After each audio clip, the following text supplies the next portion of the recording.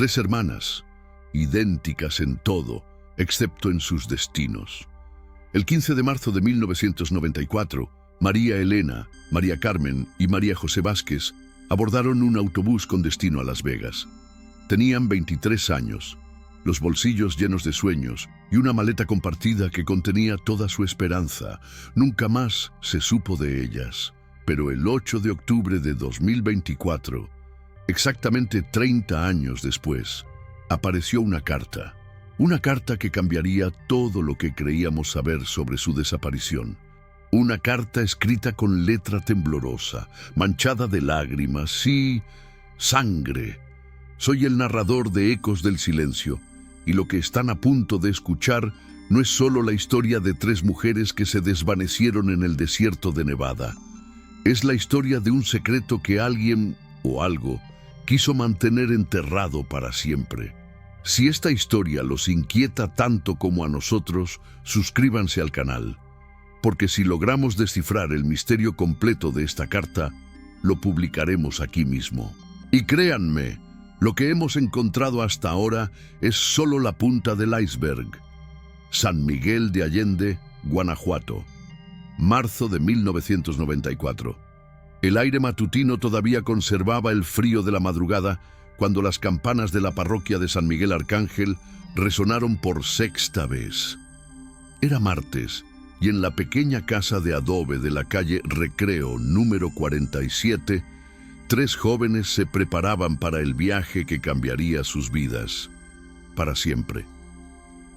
Las trillizas Vázquez no eran solo hermanas, eran una sola alma dividida en 3 cuerpos. Nacidas con exactamente 7 minutos de diferencia entre cada una, habían crecido terminando las frases de las otras, compartiendo sueños idénticos y sintiendo el dolor de sus hermanas como si fuera propio. María Elena, la mayor por esos 7 minutos cruciales, tenía una marca de nacimiento en forma de luna creciente en su hombro izquierdo. Era la pragmática del trío, la que manejaba las finanzas familiares desde que su padre, don Aurelio, perdió su trabajo en la mina de plata. Sus manos, curtidas por años de trabajo en la fábrica textil, siempre olían a hilo y a determinación. María Carmen llevaba el cabello siempre recogido en una trenza que le llegaba hasta la cintura. Era la soñadora, la que miraba las telenovelas por las noches y susurraba: «Algún día viviremos como ellas». Había aprendido inglés escuchando casetes prestados de la biblioteca municipal, pronunciando cada palabra frente al espejo empañado del baño familiar. María José, la menor, tenía una cicatriz casi imperceptible en el labio superior, resultado de una caída en la infancia. Era la rebelde silenciosa, la que guardaba revistas de Las Vegas debajo de su colchón y dibujaba mapas imaginarios de rutas hacia Estados Unidos en las páginas de sus cuadernos escolares. Vivían en una casa que su abuelo construyó con sus propias manos en 1952. 3 habitaciones pequeñas, un patio central donde crecían geranios rojos y una cocina donde siempre hervía café en una olla de barro. Las paredes estaban llenas de fotografías familiares en marcos desiguales, y en la sala, presidiendo todo, colgaba un retrato de la Virgen de Guadalupe que había pertenecido a su bisabuela. La madre, doña Esperanza, trabajaba limpiando casas en la zona turística. Se levantaba cada día a las 4 de la mañana cuando las estrellas aún parpadeaban sobre los tejados coloniales de San Miguel. Sus manos perpetuamente húmedas olían a cloro y a resignación. Nunca se quejaba, pero sus hijas notaban cómo sus hombros se encorvaban un poco más cada mes. Don Aurelio había encontrado trabajo eventual en la construcción después del cierre de la mina, pero las oportunidades eran escasas. Los fines de semana se sentaba en el portal de la casa, tallando pequeñas figuras de madera que las turistas compraban por unos pesos. Sus ojos, antes brillantes como la plata que extraía de las entrañas de la tierra, Ahora miraban hacia un horizonte que parecía cada vez más distante. Las trillizas habían terminado la preparatoria con calificaciones excepcionales, pero la universidad era un lujo que la familia no podía permitirse. Trabajaban en turnos alternados en la misma fábrica textil. Mientras dos trabajaban, una estudiaba inglés o ayudaba en casa. Habían desarrollado un sistema perfecto de rotación que les permitía mantener sus empleos mientras una de ellas siempre estaba disponible para cuidar a su abuela enferma. Era una vida modesta pero llena de amor. Los domingos se reunían en el patio a escuchar música de José José en un radio portátil que don Aurelio había reparado 3 veces. Las noches de lluvia se acurrucaban las tres en una sola cama, contándose historias de lugares lejanos y haciendo planes que parecían imposibles bajo la luz de la luna que se filtraba por las rendijas del techo. Pero en las últimas semanas de febrero de 1994 algo había cambiado. Las vecinas notaron que las trillizas salían menos, que hablaban en susurros cuando caminaban por las calles empedradas hacia la fábrica. Doña Carmen Herrera, la vecina de al lado, les preguntó una tarde si todo estaba bien. María Elena solo sonrió y respondió: «Muy pronto, doña Carmen. Muy pronto todo va a cambiar». No sabía que tenía razón, de la manera más terrible posible. Los primeros días de marzo trajeron consigo algo más que el cambio de estación. En la casa de la calle Recreo, las trillizas comenzaron a comportarse de manera extraña. Doña Esperanza fue la primera en notarlo. El 3 de marzo encontró a María Carmen despierta a las 2 de la madrugada, sentada en la cocina con una taza de café frío entre las manos. Cuando le preguntó qué hacía, su hija solo murmuró: «Estaba esperando una llamada, mamá». Pero el teléfono nunca había sonado. 2 días después, María José llegó tarde del trabajo con los ojos rojos e hinchados. Cuando su padre le preguntó qué había pasado, ella abrazó su brazo y dijo: «Papá, ¿tú crees que es posible cambiar toda tu vida en una sola decisión?». Don Aurelio, desconcertado, solo pudo responder que dependía de la decisión, pero fue María Elena quien preocupó más a la familia.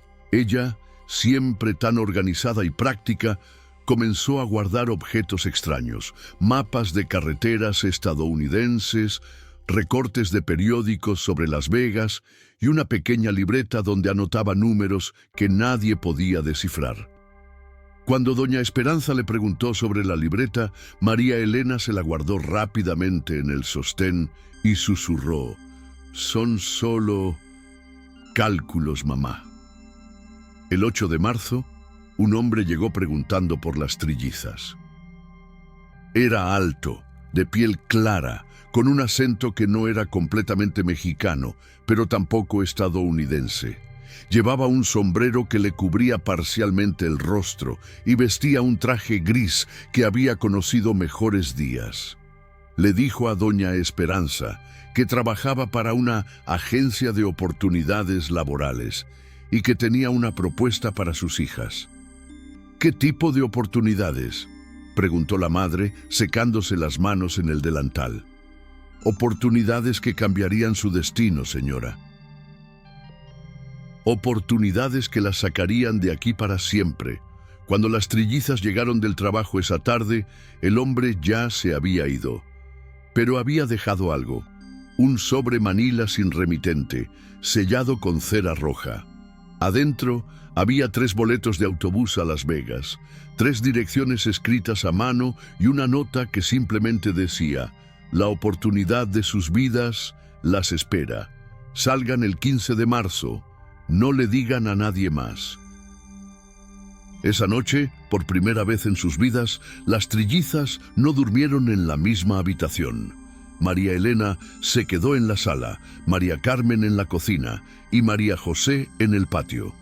Cada una miraba hacia una dirección diferente, como si estuvieran esperando señales que solo ellas podían interpretar.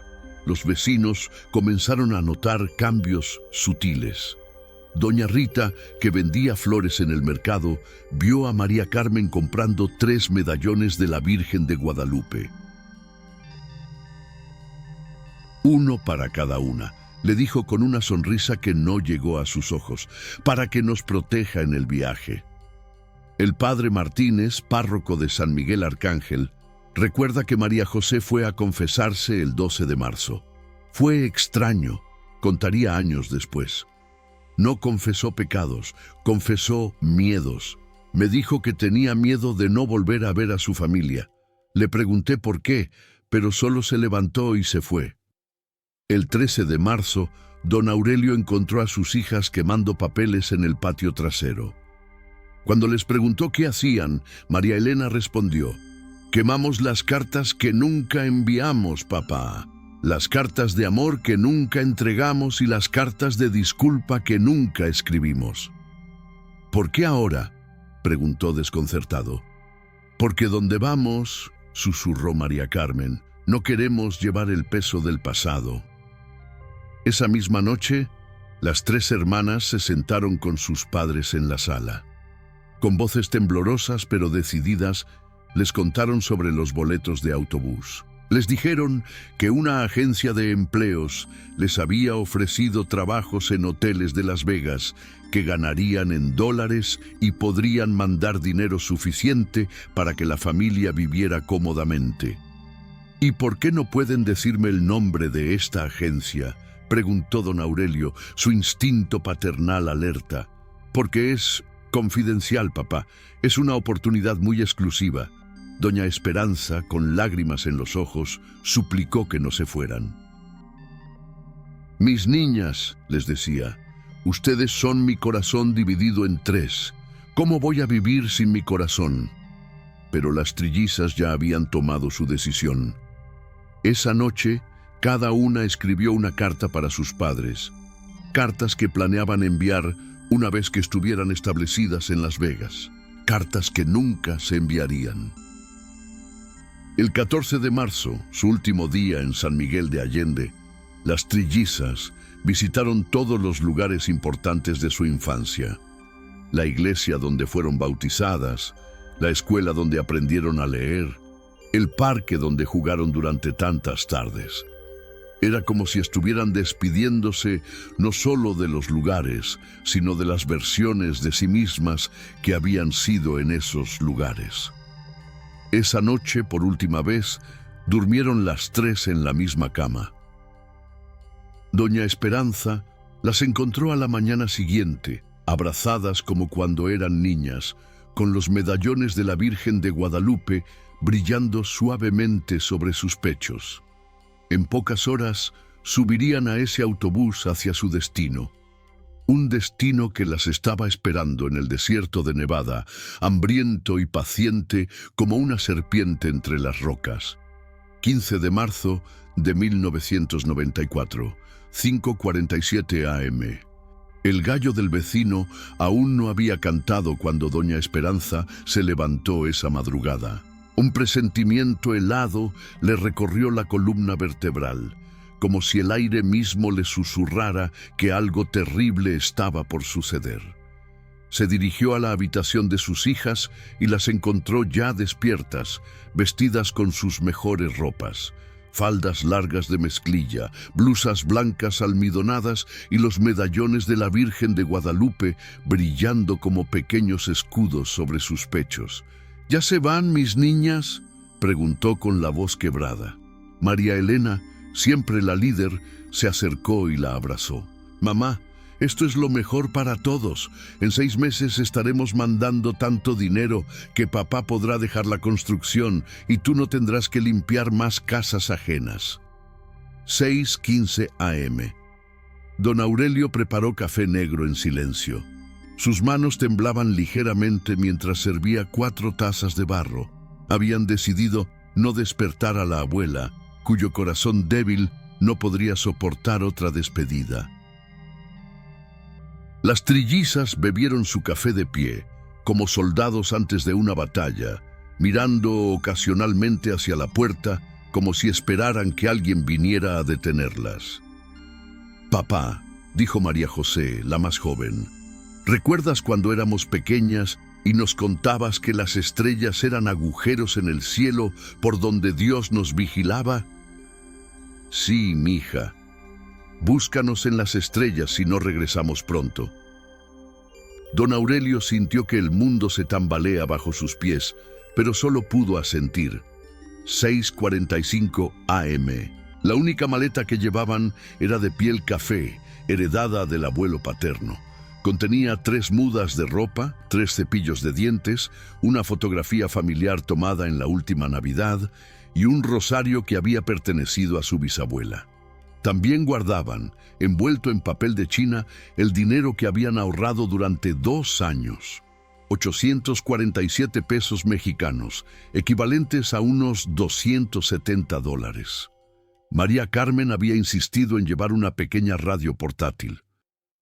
Para escuchar música en el camino, había dicho, pero doña Esperanza notó que cuando la encendió para probarla, solo sintonizó estaciones de noticias estadounidenses, como si estuviera practicando para algo. 7:20 AM. La terminal de autobuses de San Miguel de Allende era un edificio modesto de concreto gris, con bancas de metal que siempre estaban frías sin importar la hora del día. Las trillizas llegaron acompañadas de sus padres, caminando lentamente por las calles empedradas como una procesión fúnebre. En la terminal había poco movimiento. Algunos comerciantes madrugadores esperaban autobuses hacia Celaya y Querétaro. Un hombre mayor dormitaba sobre una maleta desgastada y en el rincón más alejado, un extraño con sombrero gris leía un periódico que le cubría completamente el rostro. «¿Es él?», susurró doña Esperanza a María Elena, señalando discretamente al hombre del sombrero. «No lo sé, mamá. Nunca vimos su cara completa». 7:45 AM. El autobús llegó con 15 minutos de retraso. Era un vehículo blanco con franjas azules, de la línea Estrella de Oro, con ventanas tintadas que no permitían ver hacia adentro. El conductor, un hombre robusto con bigote espeso, bajó y comenzó a revisar los boletos de los pasajeros que esperaban. Cuando llegó el turno de las trillizas, estudió sus boletos por más tiempo del necesario. «¿Las Vegas?», preguntó con sorpresa. «Es un viaje muy largo para unas muchachas tan jóvenes». «Vamos a trabajar», respondió María Elena, con una seguridad que su voz temblorosa contradecía. El conductor las miró de arriba abajo, luego dirigió su vista hacia el hombre del sombrero gris. Un intercambio silencioso pasó entre ellos, un asentimiento casi imperceptible. 8:0 AM. Los últimos momentos en la terminal fueron un torbellino de lágrimas y promesas. Doña Esperanza abrazó a cada una de sus hijas como si quisiera memorizar el tacto de sus cuerpos, el olor de su cabello, el latido de sus corazones contra el suyo. «Prométanme que me van a llamar», suplicaba entre sollozos. «Prométanme que si algo sale mal, van a regresar». «Te lo prometemos, mamá», dijeron las 3 al unísono, pero sus voces sonaron huecas, como ecos de promesas que sabían que no podrían cumplir. Don Aurelio les entregó una pequeña bolsa de papel. «Tortas de frijoles para el camino», murmuró. «Y esto», sacó de su bolsillo un pequeño crucifijo de madera tallada. «Lo hizo mi padre, que las proteja». 8:10 AM.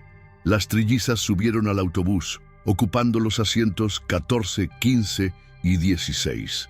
María Elena junto a la ventana, María Carmen en el medio, María José en el pasillo. El hombre del sombrero gris había desaparecido, pero sus periódicos quedaron sobre la banca donde había estado sentado. A través de la ventana tintada, sus padres podían ver solo siluetas. Las trillizas presionaron sus manos contra el vidrio en una última despedida. Doña Esperanza corrió junto al autobús mientras se alejaba, gritando sus nombres hasta que la voz se le quebró. Según el testimonio del conductor, las hermanas permanecieron en silencio durante las primeras 2 horas del viaje. Cuando hicieron la primera parada en Celaya, María Carmen bajó a comprar agua y le preguntó cuánto faltaba para llegar a la frontera. «Unas 12 horas más, señorita. ¿Es su primer viaje a Estados Unidos?» «Sí», respondió ella, «y espero que el último». 11:30 AM, León, Guanajuato. Segunda parada documentada. Un pasajero que subió en León recordaría años después haber visto a 3 jóvenes idénticas sentadas juntas, compartiendo una sola botella de agua. Parecían asustadas, diría en su declaración a la policía, como si estuvieran huyendo de algo, o yendo hacia algo peor. En esta parada, María José compró un cuaderno y comenzó a escribir. Escribía frenéticamente, arrancaba las hojas y las guardaba en su sostén. Cuando el autobús se puso en marcha nuevamente, seguía escribiendo. 2:15 PM, Aguas Calientes. Tercera parada. Aquí ocurrió algo extraño. Según el conductor, un hombre se acercó al autobús y habló con las trillizas a través de la ventana. Era moreno, de mediana edad, con una cicatriz que le atravesaba la mejilla izquierda. Habló con ellas en inglés, un inglés que María Carmen parecía entender perfectamente. Después de la conversación, las hermanas cambiaron de asientos. Ahora se sentaron en la parte trasera del autobús, en los últimos asientos disponibles. María Elena le preguntó al conductor si podían bajar las cortinas de las ventanas. «¿Por qué, señorita?» «Porque el sol nos molesta». Pero no había sol. El día había amanecido nublado y permanecía así. 6:0 PM, Zacatecas. La última parada documentada donde alguien vio a las trillizas con vida. Bajaron las 3 juntas para ir al baño. Una empleada de la terminal, doña Refugio Morales, las atendió en el baño de mujeres. Se veían muy nerviosas, recordaría en su testimonio. Una de ellas, la que tenía una cicatriz en el labio, me preguntó si conocía algún lugar donde pudieran esconderse por unos días. Le pregunté de qué, pero solo se echó a llorar. Cuando salieron del baño, María Elena compró 3 boletos de teléfono público. Llamaron a casa, pero la llamada duró menos de 1 minuto. Doña Esperanza después contaría que solo alcanzó a escuchar: «Mamá, estamos bien, pero si no llamamos mañana, significa que...». La línea se cortó. 8:45 PM. Salida de Zacatecas. El autobús partió hacia la siguiente parada, Torreón, Coahuila. Según el manifiesto oficial, llevaba 34 pasajeros, incluyendo a las trillizas Vázquez en los asientos 32, 33 y 34. Pero cuando el autobús llegó a Torreón a las 11:30 PM, los asientos estaban vacíos. No había equipaje, no había notas, no había rastro de las hermanas, excepto por 3 medallones de la Virgen de Guadalupe encontrados en el piso del autobús, sus cadenas rotas como si hubieran sido arrancadas violentamente. El conductor juró que no había hecho paradas no programadas. Los demás pasajeros declararon no haber visto nada extraño. Pero María Elena, María Carmen y María José Vázquez habían desaparecido literalmente en el aire, en algún punto del desierto, entre Zacatecas y Torreón. La última vez que alguien las había visto con vida había sido a las 8:30 PM, cuando María Carmen se despidió de la empleada del baño con una frase extraña: «Gracias por escucharnos, señora. Si alguien pregunta por nosotras, dígales que elegimos nuestro destino». A las 12:15 AM del 16 de marzo de 1994, la terminal de Torreón contactó a las autoridades. A las 12:30 AM llamaron a San Miguel de Allende. Don Aurelio contestó el teléfono con manos temblorosas. Del otro lado de la línea, una voz oficial le informó que sus hijas habían desaparecido. Su mundo se desplomó en ese momento, pero no sabía que el verdadero horror apenas estaba comenzando. 16 de marzo de 1994, 6:0 AM. El comandante Rodolfo Santamaría Llegó a San Miguel de Allende cuando el sol apenas comenzaba a calentar las piedras coloniales de las calles. Era un hombre de 52 años, veterano de la Policía Estatal, con un historial impecable en casos de personas desaparecidas. Había resuelto secuestros, había encontrado niños perdidos, había cerrado casos que otros habían abandonado, pero nunca había enfrentado algo como esto. «Don Aurelio», le dijo mientras se quitaba el sombrero en la sala de la casa familiar, «necesito que me cuente todo desde el principio, cada detalle, por pequeño que parezca». La casa se había llenado de vecinos, familiares lejanos y curiosos. Todos hablaban al mismo tiempo, todos tenían teorías, todos creían saber qué había pasado. Pero Santa María notó algo extraño. Nadie mencionaba al hombre del sombrero gris. Cuando preguntó específicamente por él, las respuestas fueron vagas, contradictorias. ¿Cómo era exactamente?, insistió. «Alto, o tal vez no tanto», respondió doña Carmen Herrera, la vecina. «¿Con sombrero gris o era negro?», añadió otro vecino. «Hablaba raro, como extranjero, pero también como de aquí», murmuró una tercera voz. Era como si sus memorias hubieran sido manipuladas, como si el hombre hubiera existido y no existido al mismo tiempo. 18 de marzo de 1994. Santa María viajó a Zacatecas para interrogar personalmente a todos los involucrados en la última parada documentada. La empleada del baño, doña Refugio Morales, le proporcionó el detalle más perturbador hasta ese momento. «Comandante, hay algo más que no les dije a los otros policías», confesó con voz temblorosa. Cuando las muchachas salieron del baño, una de ellas, la del medio, se volteó y me dijo: «Si nos buscan, no nos van a encontrar. Pero si dejan de buscarnos, apareceremos cuando menos lo esperen». ¿Qué más recuerda? Sus ojos, comandante. Las tres tenían los mismos ojos, pero esa noche parecían diferentes, como si hubieran visto algo que las hubiera cambiado para siempre. Santa María también interrogó al conductor del autobús, Esteban Morales. Su historia tenía inconsistencias que lo inquietaron profundamente. «Dice usted que no hizo paradas no programadas», le cuestionó. «Así es, comandante. Pero tenemos un testigo que dice haber visto su autobús detenido en un lugar llamado el Cruce del Diablo, aproximadamente 40 kilómetros antes de Torreón».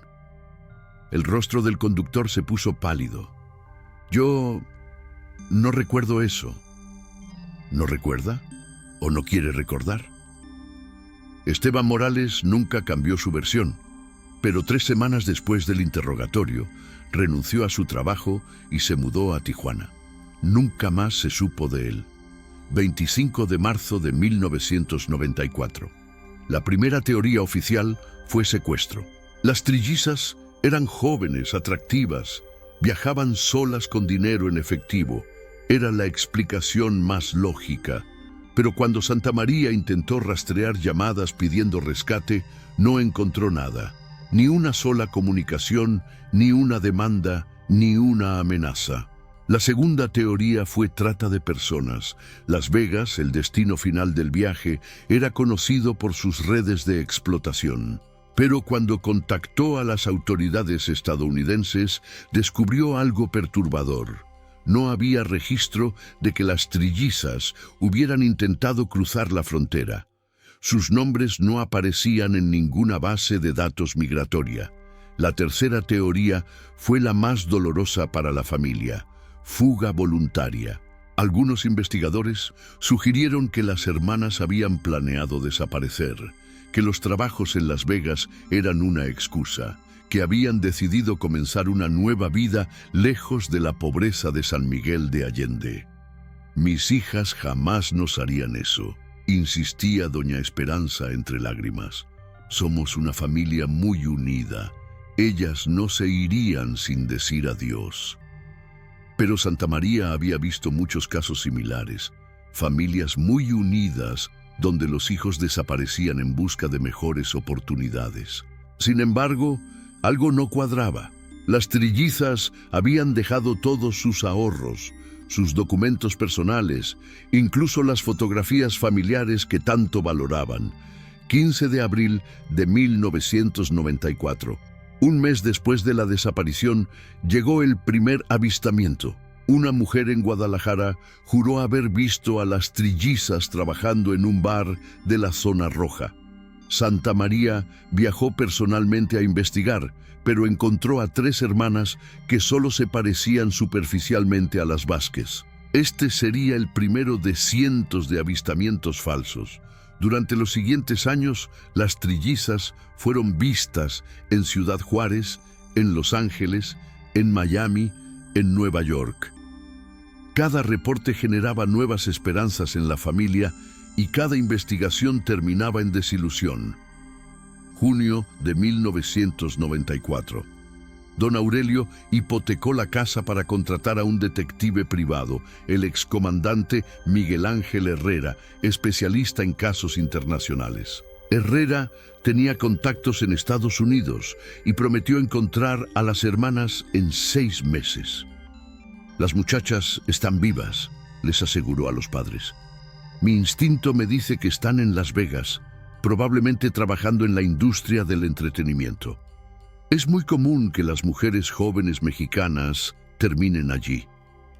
Herrera viajó a Las Vegas 3 veces. Distribuyó fotografías en hoteles, bares, casinos y clubs nocturnos. Interrogó a decenas de trabajadores latinos, siguió pistas que lo llevaron desde los casinos más lujosos hasta los moteles más sórdidos de la ciudad. No encontró nada. Después de 8 meses de búsqueda infructuosa, Herrera tuvo que dar la noticia más dura a la familia. «Don Aurelio, he buscado en cada rincón de Las Vegas. Si sus hijas estuvieran allí, las habría encontrado. Mi conclusión profesional es que nunca llegaron a su destino». Diciembre de 1994.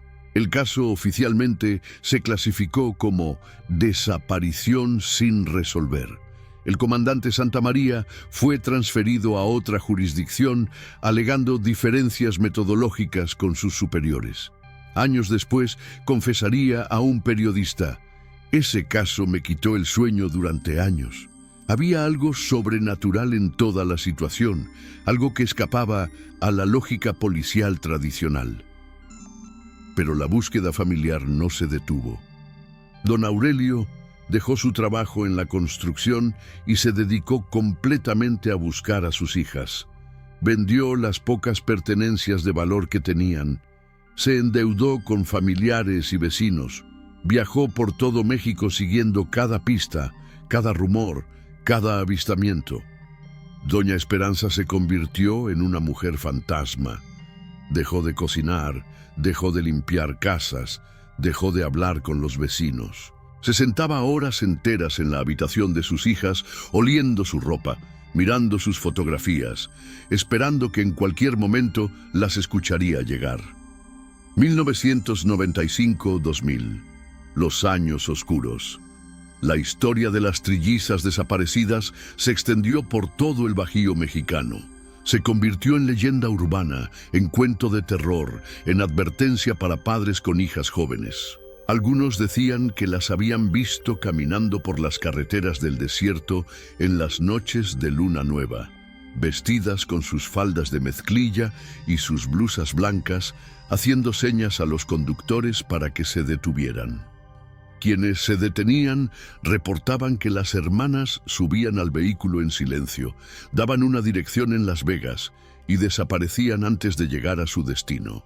Otros juraban haberlas escuchado cantando en las iglesias abandonadas del desierto de Coahuila, sus voces entrelazándose en armonías imposibles que hacían llorar a quien las escuchaba. Los más supersticiosos creían que habían hecho un pacto con fuerzas oscuras, que habían vendido sus almas por la riqueza que tanto anhelaban y que ahora estaban condenadas a vagar entre 2 mundos sin encontrar paz en ninguno. 2001-2010, la segunda década. Los padres envejecieron prematuramente. Don Aurelio desarrolló diabetes y problemas cardíacos por el estrés constante. Doña Esperanza comenzó a mostrar signos de demencia temprana, confundiendo fechas, hablando con sus hijas como si estuvieran presentes. La casa de la calle Recreo se convirtió en un santuario. Las habitaciones de las trillizas permanecieron exactamente como las habían dejado.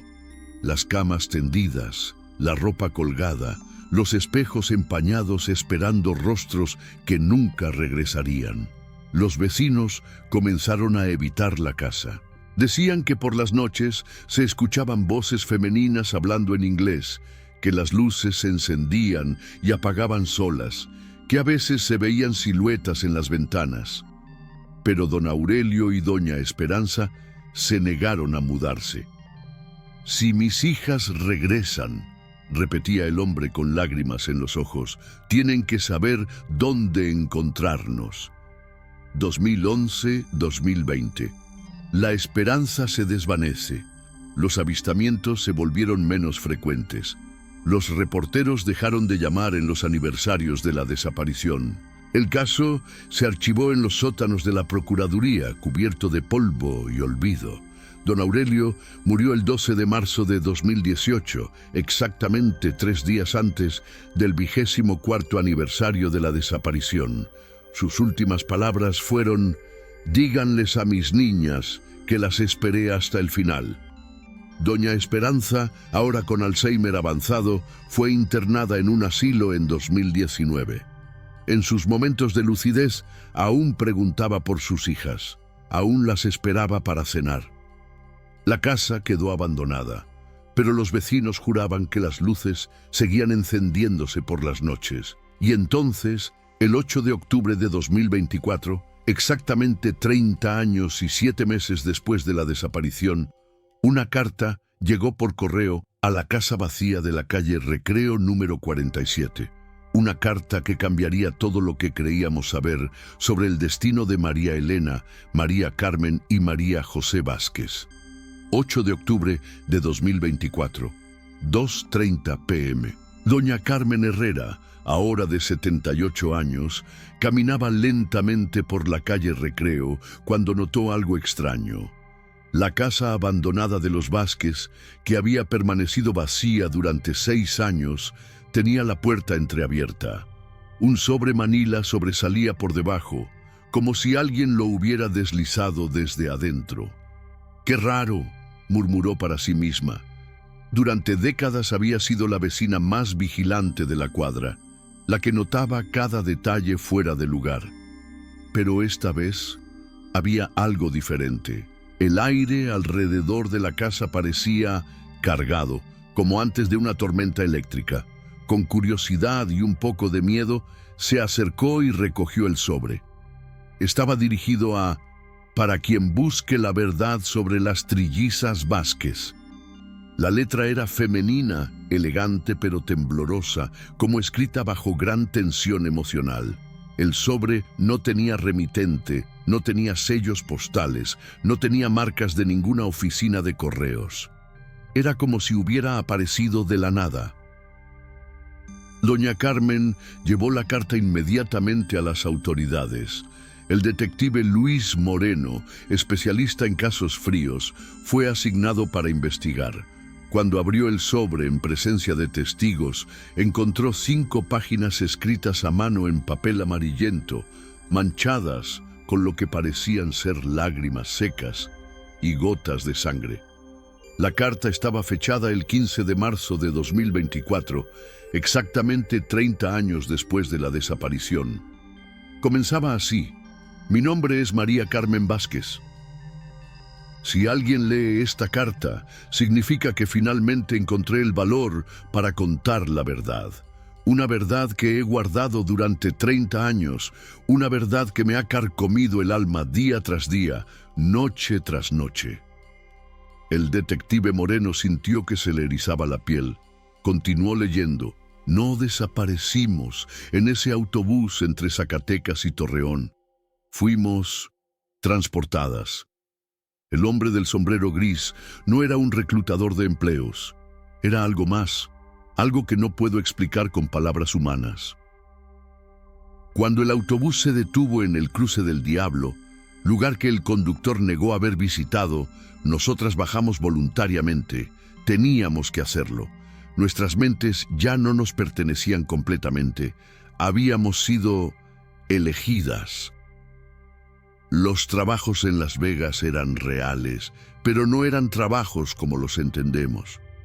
Éramos parte de un experimento, de un programa que llevaba décadas seleccionando mujeres jóvenes mexicanas. Mujeres sin recursos, sin conexiones importantes, mujeres que no serían buscadas con demasiada insistencia. Durante 5 años vivimos en una instalación subterránea a las afueras de Las Vegas. Nunca vimos el sol, nunca respiramos aire fresco. Nos obligaron a hacer cosas que prefiero no recordar, cosas que cambiaron quiénes éramos para siempre. María Elena murió en 1997, no por enfermedad, no por accidente. La mataron porque se rebeló, porque intentó escapar, porque siguió siendo ella misma cuando ya no debíamos tener identidad propia. Su cuerpo está enterrado en el desierto de Nevada, en coordenadas que escribiré al final de esta carta. María José se volvió loca. El tratamiento, los experimentos, las drogas que nos daban para mantenernos dóciles. Su mente se quebró en 1999. La internaron en una institución psiquiátrica en Utah. Oficialmente no existe. Pero está viva, aunque ya no sabe quién es. Yo logré escapar en el año 2000. No sé cómo, no sé por qué. Una noche simplemente pude correr. Corrí por el desierto durante horas hasta que una familia mexicana que trabajaba en los campos me encontró. Estaba irreconocible. Había perdido 20 kilos. Tenía cicatrices por todo el cuerpo. Mi cabello había encanecido completamente. Durante 24 años he vivido escondida en Los Ángeles, trabajando con nombre falso, documentos falsos, siempre mirando por encima del hombro, siempre con miedo de que me encuentren. ¿Por qué escribo esto ahora? Porque estoy muriendo. Cáncer terminal, me quedan pocas semanas. Y porque ayer, 7 de octubre de 2024, vi a uno de ellos en la calle. El hombre del sombrero gris. No había envejecido ni un solo día en 30 años. Me vio, me reconoció, sonrió. Sé que vendrán por mí muy pronto, pero antes de que me silencien para siempre, quiero que la verdad salga a la luz. Quiero que nuestros padres, donde quiera que estén ahora, sepan que no los abandonamos voluntariamente, que los amamos hasta el último día. La carta continuaba con detalles específicos que helaron la sangre del detective Moreno. Nombres de lugares, fechas, descripciones de personas involucradas, en lo que parecía ser una red internacional de tráfico humano con propósitos desconocidos. Pero lo más perturbador eran las coordenadas. María Carmen había proporcionado la ubicación exacta donde supuestamente estaba enterrada María Elena, 36 de 1023 4N, 115 G de 917 2 Uruguay, en el desierto de Nevada, a 47 kilómetros al sureste de Las Vegas. Si alguien tiene el valor de buscar, escribía en los párrafos finales, encontrarán sus restos bajo un montículo de piedras rojas, junto a un cactus que tiene forma de cruz. Lleva puesta una cadena con un medallón de la Virgen de Guadalupe, el único que no se rompió esa noche maldita. La carta terminaba de manera escalofriante: no busquen a María José. Por su propia seguridad, por su propia paz, déjenla donde está. Su mente ya no guarda estos recuerdos. Es lo único misericordioso que nos pasó en todo este infierno. Y si encuentran mi cuerpo en Los Ángeles en las próximas semanas, sepan que no fue suicidio. Ellos me encontraron.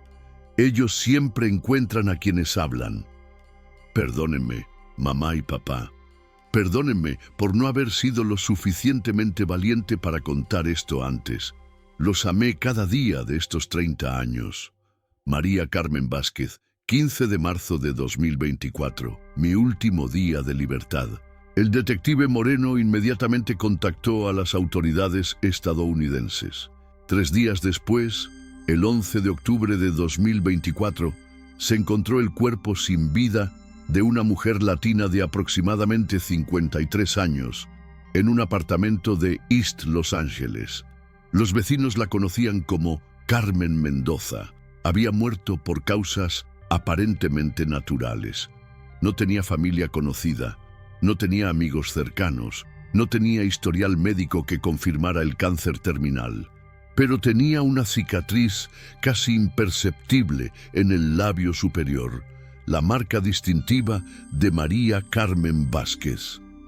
El 15 de octubre de 2024, exactamente una semana después del descubrimiento de la carta, las autoridades estadounidenses organizaron una expedición al desierto de Nevada, a las coordenadas proporcionadas por María Carmen. Encontraron el montículo de piedras rojas. Encontraron el cactus en forma de cruz. Y a 2 metros de profundidad encontraron restos humanos que correspondían a una mujer joven de aproximadamente 23 años, que había muerto hace aproximadamente 27 años. Junto a los restos, intacto después de décadas en el desierto, un medallón de la Virgen de Guadalupe con la cadena rota. Los análisis de ADN confirmaron lo que ya sabíamos en nuestros corazones. Eran los restos de María Elena Vázquez. Pero esto nos lleva a las preguntas que mantienen despierto a cualquiera que conozca esta historia. ¿Quiénes eran realmente esas personas que reclutaron a las trillizas? ¿Qué tipo de experimentos realizaban en esa instalación subterránea? ¿Por qué seleccionaban específicamente a mujeres jóvenes mexicanas? ¿Está María José realmente viva en alguna institución de Utah, sin memoria de quién fue alguna vez? ¿O hay algo más siniestro detrás de su supuesto internamiento? Y la pregunta que más nos inquieta: ¿cuántas otras familias han perdido a sus hijas de la misma manera? ¿Cuántas otras María Carmen están ahí afuera demasiado asustadas para hablar? La investigación continúa. Las autoridades mexicanas y estadounidenses han abierto una investigación conjunta, pero sabemos que este caso es solo la punta del iceberg de algo mucho más grande, algo mucho más oscuro. Si ustedes conocen algún caso similar, si han escuchado historias parecidas, si tienen información que pueda ayudar a otras familias a encontrar respuestas, los instamos a que se comuniquen con las autoridades. Y si esta historia los ha impactado tanto como a nosotros, suscríbanse a Ecos del Silencio, porque hemos decidido dedicar los próximos episodios a investigar casos similares en toda América Latina. Casos que las autoridades han archivado, pero que las familias nunca han olvidado. Los ecos del silencio siguen resonando, y nosotros seguiremos escuchándolos hasta que cada voz perdida encuentre su camino de regreso a casa. Esto es Ecos del Silencio. Hasta la próxima historia, que ojalá tenga un final más esperanzador.